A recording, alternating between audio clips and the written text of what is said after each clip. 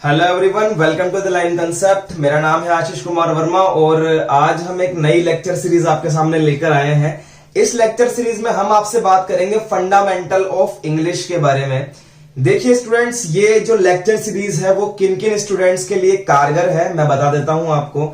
अगर आप 10th class तक, मतलब 10th से नीचे 6, 7, 8, 9, 10 तक आप स्टूडेंट हैं तो ये वाला जो लेक्चर सीरीज है ये आपके लिए बहुत ही इंपॉर्टेंट होने वाला है, क्योंकि इस लेक्चर में हम लोग क्या पढ़ेंगे वो मैं आपको बता देता हूं। अगर किसी स्टूडेंट को इंग्लिश को समझने में प्रॉब्लम होती है, उसे वर्ड समझ में नहीं आते हैं। देखिए मैं क्या क्या बातें कर रहा हूं आपसे। सबसे पहली बात मैंने कही, वर्ड समझ में नहीं आते हैं, मतलब कि कोई स्पेलिंग आपको दी हुई है, आप उसका प्रोनाउंसिएशन नहीं कर पाते हैं, उसको पढ़ नहीं पाते हैं, तो यस ये लेक्चर आपके लिए है। दूसरी बात, आपको वर्ड मीनिंग्स याद नहीं होती है, बड़ी बड़ी वर्ड मीनिंग्स अगर आपको याद नहीं है तो यस ये लेक्चर आपके लिए है। तीसरी बात, आप लिख नहीं पाते हैं, मतलब आपसे लर्न तो हो गया बट आप लिख नहीं पाते। जैसे मैंने याद कर लिया स्पेलिंग WORDS वर्ड्स, मैंने याद कर लिया WORDS वर्ड्स, बट लिखते टाइम पे मैं भूल गया, WODS लिख दिया मैंने, R में भूल गया। अगर आप लिख नहीं पाते हैं तो आपके लिए ये लेक्चर है, ठीक है स्टूडेंट्स। फोर्थ बात ये कि जहां पर भी आप पढ़ रहे हैं, जब आपके एग्जाम्स लगते हैं तो आपको स्टोरी राइटिंग दी जाती है कि आप स्टोरी लिखिए बड़ी सारी, उसमें करीब 10 से लेकर 20 सेंटेंस होता है। छोटी सी स्टोरी लिखने के लिए आपको कहा जाता है एग्जाम में। तो अगर आप उस स्टोरी को याद करने में सक्षम नहीं है, आपको लगता है बहुत हार्ड कि ये मैं कैसे याद करूं इस इतनी बड़ी सारी स्टोरी को, तो उसके लिए भी ये वाला लेक्चर है। मतलब मेरा कहने का मतलब है कि आपको इंग्लिश में पढ़ने से लेकर, याद करने से लेकर किसी भी तरह का ग्रामेटिकल एरर या फिर प्रॉब्लम आ रही है तो ये लेक्चर आप लोगों के लिए है। इस लेक्चर को कोई भी छोटे से लेकर बड़े बच्चा तक आराम से देख सकता है, क्योंकि यहां पर हम क्या क्या बात करेंगे मैं आपको बता देता हूं।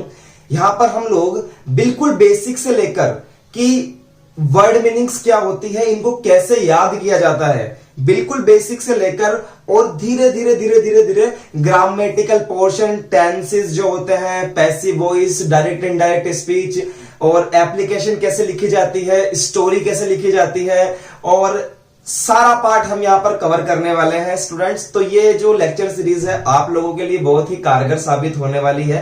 तो आइए आज का जो हमारा पहला टॉपिक है फंडामेंटल ऑफ इंग्लिश का, वो हम स्टार्ट करते हैं। यस एवरीवन, तो हमारा जो पहला टॉपिक है आज फंडामेंटल ऑफ इंग्लिश का, उसका नाम है रीडिंग। किसी बच्चे को पढ़ने में प्रॉब्लम होती है, जैसे कि मैंने आपके सामने एक वर्ड लिख दिया, कोई सा भी वर्ड मान लेते हैं। देखिए बहुत से बच्चे हमारे बीच हैं, मैंने लिख दिया वाटरमेलन। अब बहुत से बच्चे जो जानते हैं उनको तो पता है कि इसको क्या बोलते हैं, इसको बोलते हैं वाटरमेलन। बट मैंने आपके सामने कोई वर्ड ऐसा ले लिया जिसका आपको पता नहीं, जैसे कि मैं आपको बताऊं, कोई वर्ड हम ले लेते हैं, जैसे कि हम ले लेते हैं मूवमेंट्स। अब मुझे पता है कि इसको बोलना क्या है, मूवमेंट्स बोलना है, लेकिन अगर किसी को पता ही नहीं है कि इसको बोलना क्या है तो वो क्या बोलेगा, वो ऐसे बोलेगा मो बस इतना ही बोलेगा, वो इससे ज्यादा वो नहीं बोल पाएगा। तो इसको क्या बोलते हैं, इसको बोलते हैं मूवमेंट्स।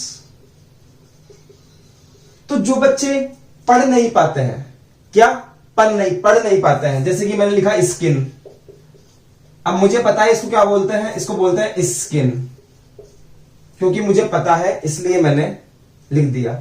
मैंने ये वर्ड लिखा, देखिए CLEAN। आप में से कई बच्चे पढ़ पाएंगे सर क्लीन, क्या क्लीन, छोटा वर्ड है, ठीक है, बट कुछ बच्चे नहीं पढ़ पाते हैं। तो जो बच्चे नहीं पढ़ पाते हैं, आज का हमारा लेक्चर उन्हीं के लिए है, लेक्चर रीडिंग। तो स्टूडेंट्स, रीडिंग करने के लिए, किसी भी वर्ड की रीडिंग करने के लिए हमें सबसे पहले बेसिक में जाना पड़ता है, और सबसे पहले बेसिक में हमें ABCD पे फोकस करना पड़ता है। एक्चुअली जो बच्चे नहीं पढ़ पाते हैं उन्हें यह नहीं पता होता है कि ABCD क्या होती है। मेरी बात सुनने में अजीब लग रही है, लेकिन वास्तव में यही बात है कि ABCD का फंडामेंटल सीखना जरूरी है। तो आइए हम देखते हैं एबीसीडी का फंडामेंटल। ठीक है स्टूडेंट, देखिए स्टूडेंट्स, ये एबीसीडी है, आपको आती होगी, लेकिन इस एबीसीडी के अंदर हमें क्या सीखना है वो मैं आपको सिखाने जा रहा हूं। सबसे पहले तो इस अल्फाबेट्स बोलते हैं, इस एबीसीडी को क्या बोलते हैं? Alphabets, ALPHABETS। अब मैंने क्या पढ़ा इसको? अल्फाबेट, क्योंकि मुझे पता है कि इसको पढ़ना कैसे है, तो मैं आपको यही सिखाने जा रहा हूं कि किसी भी बड़े से बड़े वर्ड को पढ़ा कैसे जाता है। तो अगर हमें वर्ड्स को पढ़ना है तो सबसे पहले हमें एबीसीडी का साउंड पता होना चाहिए। क्या साउंड पता होना चाहिए? देखिए स्टूडेंट्स, जो ए होता है ना, ए, उसका जो साउंड होता है ना वो होता है या तो अ से अनार वाला अ, या फिर आ। क्या? अ या फिर आ। जैसे कि एक एग्जांपल लेते हैं, हम लोग लिखते हैं अमित। क्या लिखते हैं? अमित। किसी का नाम है अमित, तो कहां से स्टार्ट हो रहा है? अ से, तो अमित। जैसे कि मेरा नाम है आशीष, तो मैं इस तरह से लिखता हूं ASHISH। तो जहां पर ए आ रहा है वहां पर साउंड क्या आ रही है? यहां ऊपर तो आ रही है अमित अ, यहां क्या आ रही है? आशीष आ। समझे स्टूडेंट्स? वैसे ही जो बी का साउंड होता है वो होता है ब। क्या? ब। लेकिन ये ब आधा होता है। क्या? आधा। तो इसके नीचे इस टाइप का साइन लगा देते हैं। समझ रहे हैं आप बात को? ब का साउंड ब, आधा। सी का जो साउंड होता है इसको हम बोलते हैं सी फॉर कैट। क्या? कैट। तो इसका जो साउंड होता है वो होता है क। क्या होता है? क। और क का आधा, क्योंकि हमने क्या पढ़ा है अब तक? हमने पढ़ा है सी फॉर कैट। तो कैट का साउंड क्या है? क। तो सी का मतलब होता है क।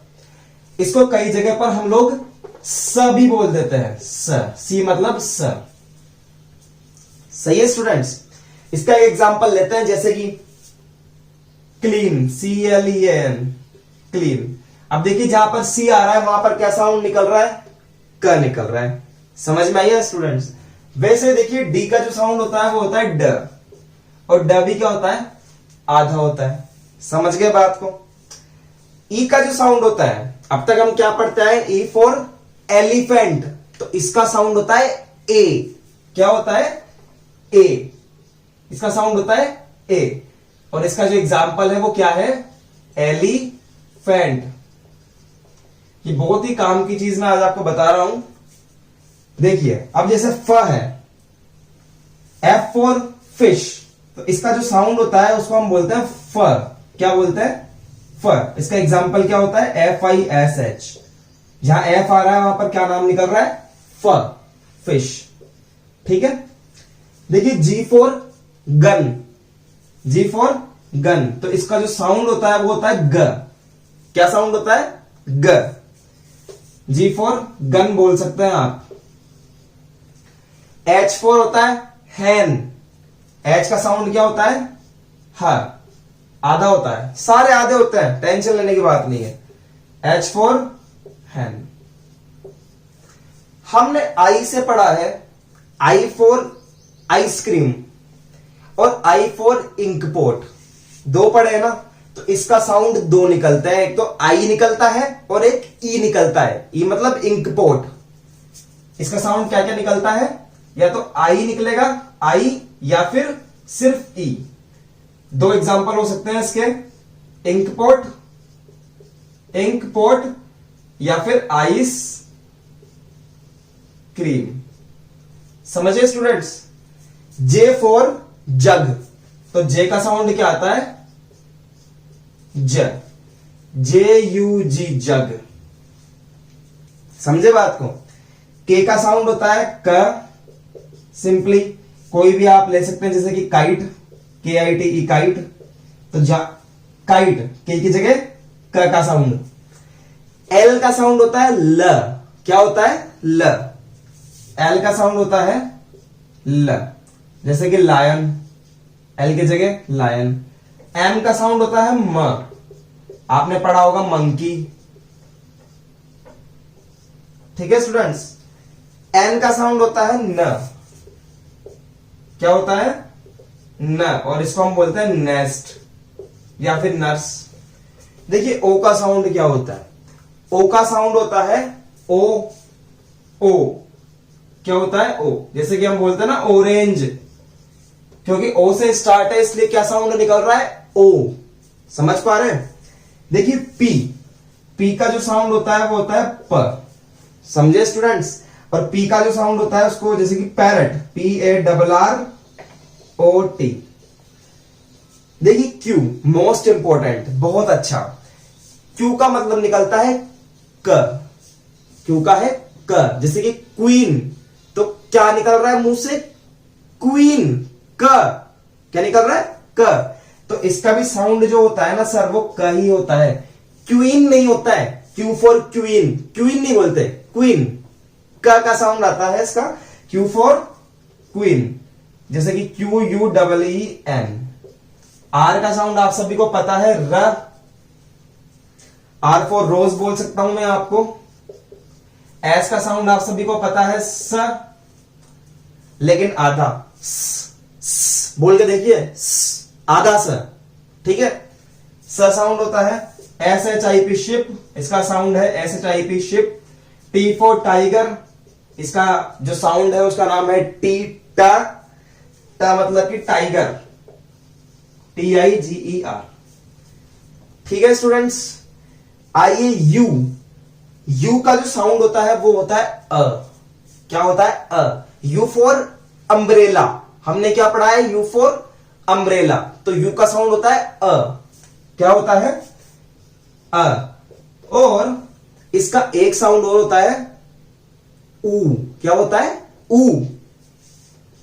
आपने कई बार बोलते हुए सुना होगा अंकल, अंकल की स्पेलिंग क्या होती है UNCLE। अब देखिए अंकल की स्पेलिंग कहां से स्टार्ट हो रही है, यू से, तो इसको अ का साउंड निकलता है यहां से। अब आप कंफ्यूज हो जाएंगे कि सर यू का भी अ निकलता है और ए का भी अ निकलता है, तो बेटा मैं आपको बता दूं कि अलग अलग जगह पर अलग अलग यूजेस है, तो कंफ्यूज ना हो, आप जान लें कि ए का भी अ निकलता है और यू का भी अ निकलता है, तो जहां जहां पर ए यूज होगा कई जगह पर ए यू यूज होगा, आप समझ जाएंगे। अब जैसे कि यूज, वर्ड में क्या ले रहा हूं यूज, USE, तो कई जगह पर इसका साउंड यू भी निकलता है, क्या कई जगह पर इसका साउंड यू भी निकलता है, देखिए यूज।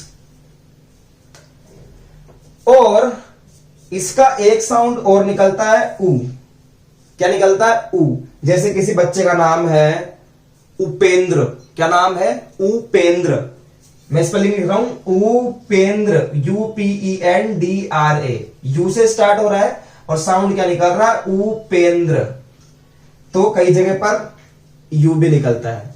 वी का साउंड सिंपली व, सिंपली व। डब्ल्यू का बी व निकलता है, क्या निकलता है व। डब्ल्यू फॉर वॉच, हम लोग वॉच पढ़ते थे, वॉच पहनते हैं, तो वॉच का साउंड क्या आता है डब्ल्यू। एक्स, एक्स को कई बार एक्स ही बोल देते हैं, क्या साउंड होता है एक्स, एक्स का साउंड एक्स ही होता है ना। या फिर इसको कई लोग ज भी बोलते हैं, ज, क्या बोलते हैं ज, दो साउंड आते हैं इसके, एक्स भी होता है और ज भी होता है, दोनों लिख लें आप। देखिए वाई आ गया, वाई, वाई का साउंड होता है य, क्या होता है य, जैसे कि अब इंग्लिश में हम लोग पढ़ते हैं यू, YOU, यू, इसका मतलब क्या होता है YOU, यू। अब वाई की जगह पर क्या साउंड निकल रहा है य, समझ रहे हैं ना स्टूडेंट्स। वैसे ही जेड, जेड का क्या होता है ज, जेड फॉर जेब्रा, तो इसका जो साउंड होता है वो होता है ज। इस ज में और इस ज में फर्क है, यहां पर एक छोटी सी बिंदी लगती है जिसके कारण ये ज नहीं निकल के साउंड निकलता है ज, क्या निकलता है ज।